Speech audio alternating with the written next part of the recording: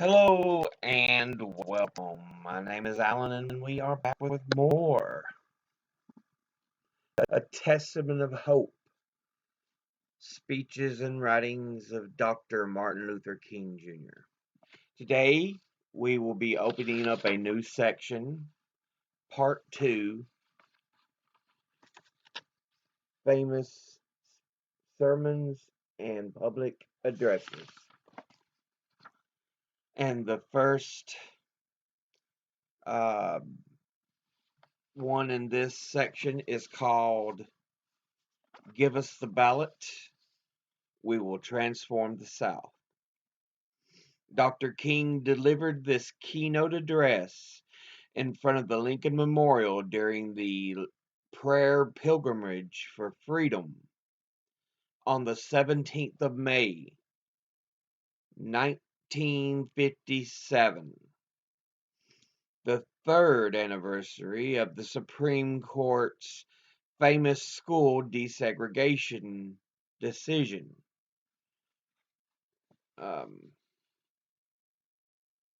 Brown versus the Board of Education. I was trying to remember the name of it. Anyway,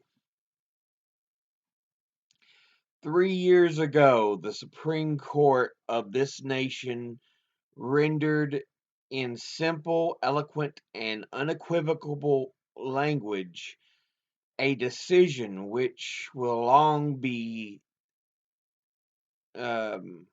stenciled on the mental sheets of succeeding generations. For all men of goodwill, this May the 17th decision came as a joyous daybreak to end the long night of enforced segregation.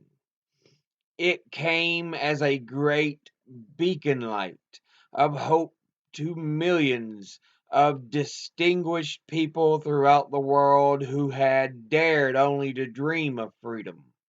It came as a legal and sociological death blow to the old Plessy doctrine of separate but equal.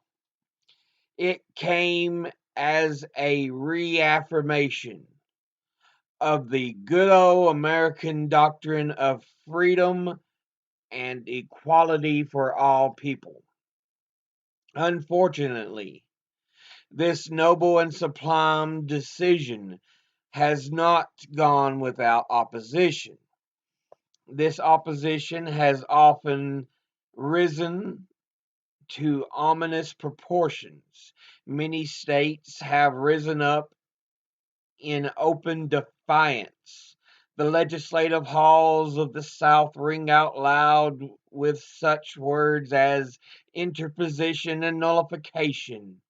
Methods of defiance range from crippling economic reprisals to the tragic reign of violence and terror.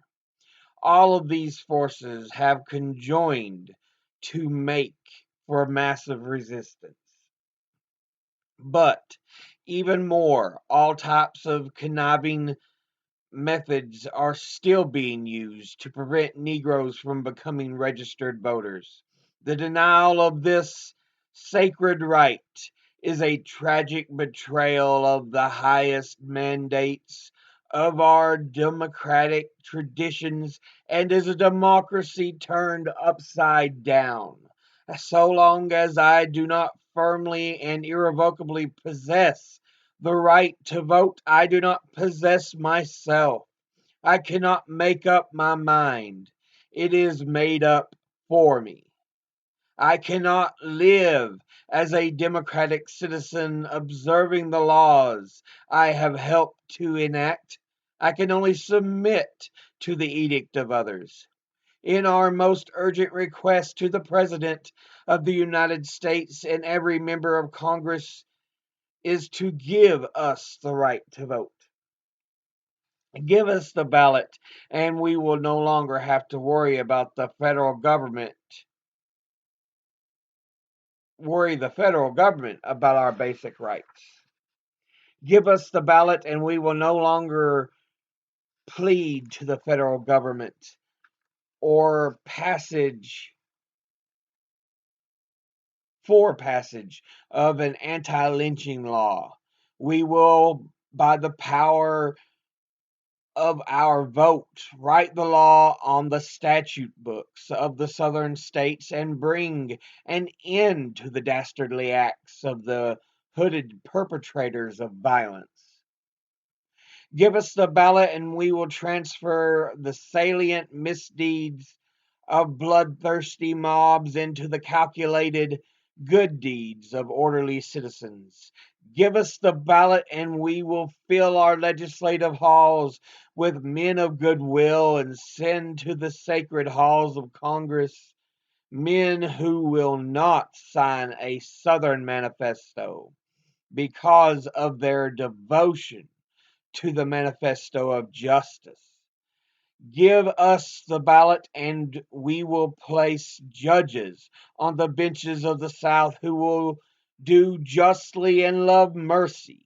And we will place at the head of the Southern states governors who have felt not only the tang of the human, but the glow of the divine.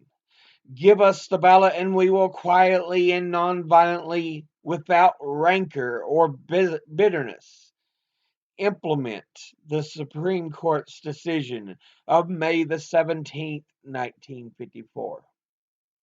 In this junction of our nation's history, there is an urgent need for dedicated and courageous leadership if we are to solve the problems ahead and make racial justice a reality. This leadership must be fourfold. First, there is a need for strong, aggressive leadership from the federal government. So far, only the judicial branch of the government has evinced this quality of leadership. If the executive and legislative branches of the government were as concerned about the protection of our citizenship rights as the federal courts have been, then the transformation from a segregated into an integrated society would be infinitely smoother.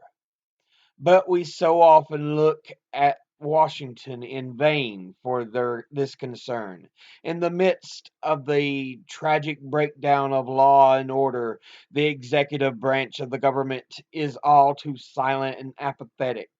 In the midst of the desperate need for civil rights legislation, the legislative branch of the government is all too stagnant and hypocritical.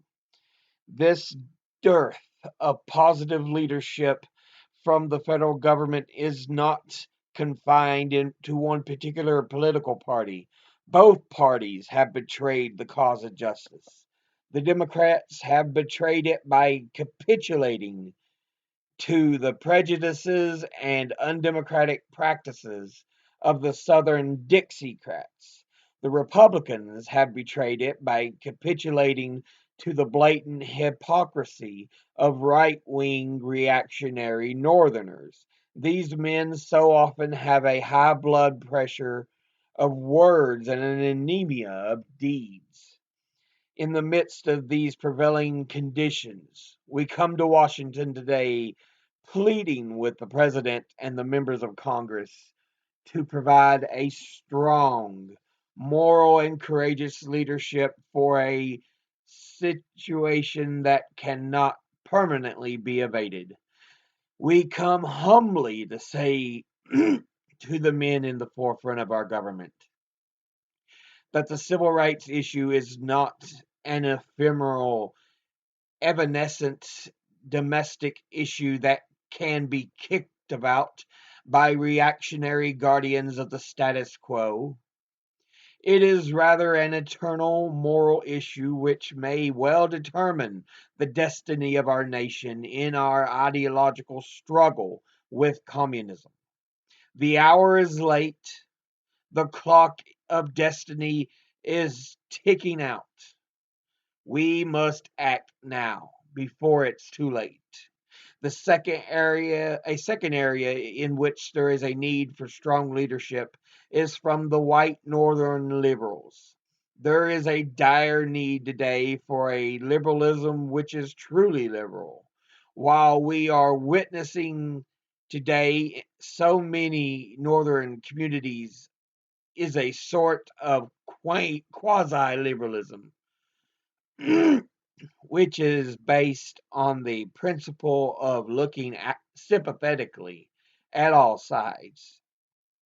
It is a liberalism so bent on being all sides that it fails, or so bent on seeing all sides that it fails to become committed to either side. It is a liberalism that is objectively analytical,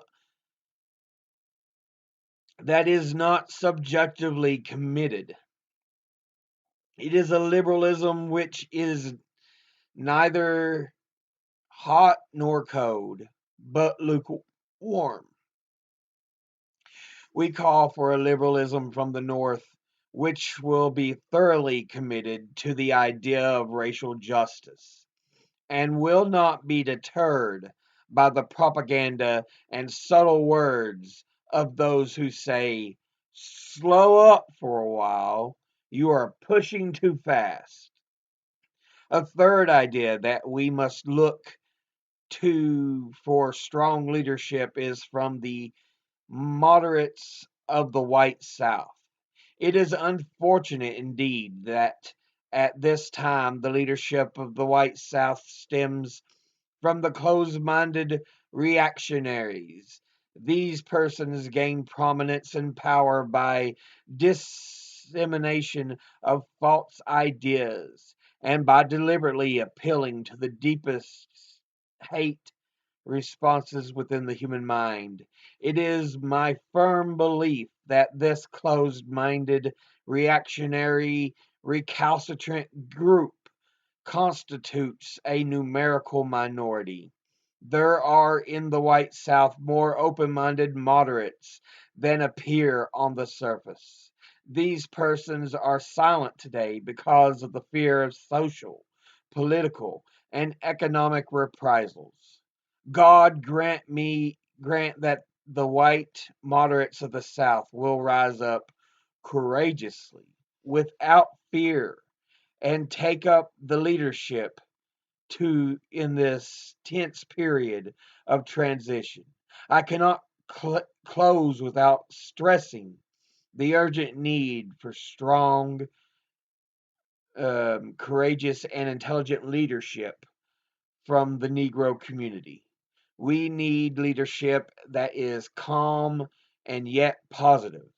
This in no way, in no day, is no day for the rabble rouser, whether he be Negro or white. We must realize that we are grasping with such a complex problem. There is no place for misguided emotionalism. We must work passionately and unrelentingly for the goal of freedom. But we must be sure that our hands are clean in the struggle. We must never struggle with falsehood, hate, or malice. Let us never become bitter. There is another warning signal.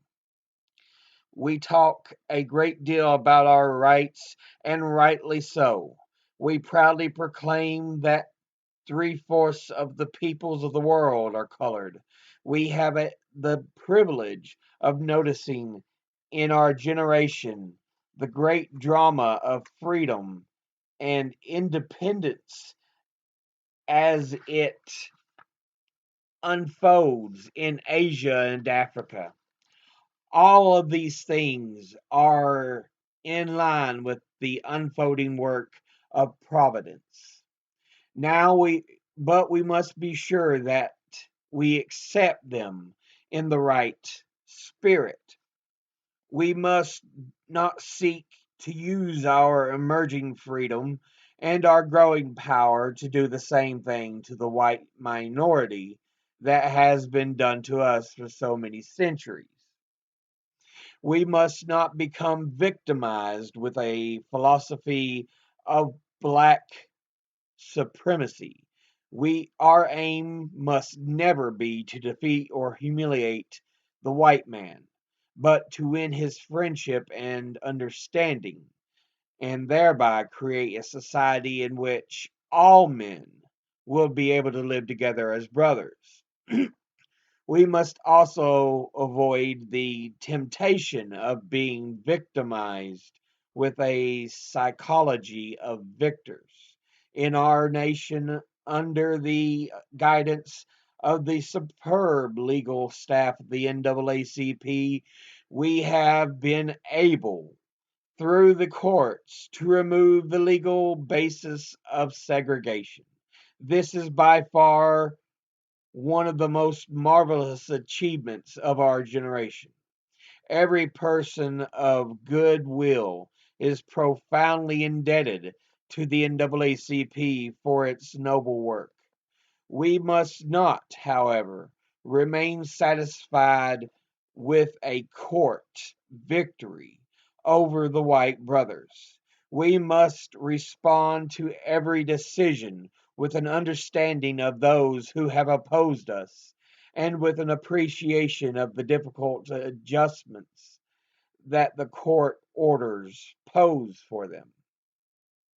We must act in such a way as to make possible a coming together of white people and colored people on the basis of real harmony of interest and understanding. We must seek an integration based on mutual respect. I conclude by saying that each of us must keep faith in the future. Let us realize that as we struggle alone, but God struggles with us. He is leading us out of the bewildering Egypt through a bleak and desolate wilderness toward a bright and glittering promised land. Let us go forth into the glorious future with the words of James Weldon Johnson resounding in our souls. God of our weary years, God of our silent tears, Thou who hast brought us thus far on the way, Thou who hast by thy might, God, let us into the light. Keep us forever in the path, we pray, lest our feet stray from the places, our God, where we met thee, lest our hearts drunk with the wine of the world, we forget thee. Shadowed beneath thy hand, may we forever stand, true to our God, true to our native land. But yeah, that was all of this piece. Couple of footnotes they have. Earlier, he speaks of a Southern manifesto, and then they have the mark for the footnote. In March 1956, more than 90 Southerners, led by Senator Walter George, presented in Congress their Declaration of Constitutional Principles, commonly known as the Southern Manifesto. The document condemned the Supreme Court decision on segregation in education as a usurpation of the powers of the states and encouraged the use of every lawful means to resist its implementation. And then it has another footnote here for the last page. For the poem that ends this piece. It says the verses quoted are from Johnson's famous poem set to music, Lift Every Verse and Sing. which is known as the Negro National Anthem. But this was published in the Congressional Record 103 on the 28th of March, 1957. So, yeah, Dr. King trying to push for uh, the voting rights. He says we must convince those who straddle the line, who are still yet unconvinced, because the other side pulls no punches. We must convince the moderates in the North, the moderates in the South, because if we can get the vote, we can change things. But yeah, it's essentially what this piece is about. Um, but as always, educate thyself, think, read, study, learn. Someone tries to tell you something you have trouble believing, ask them to cite their sources. I'll see you all in the next video. Until then, later.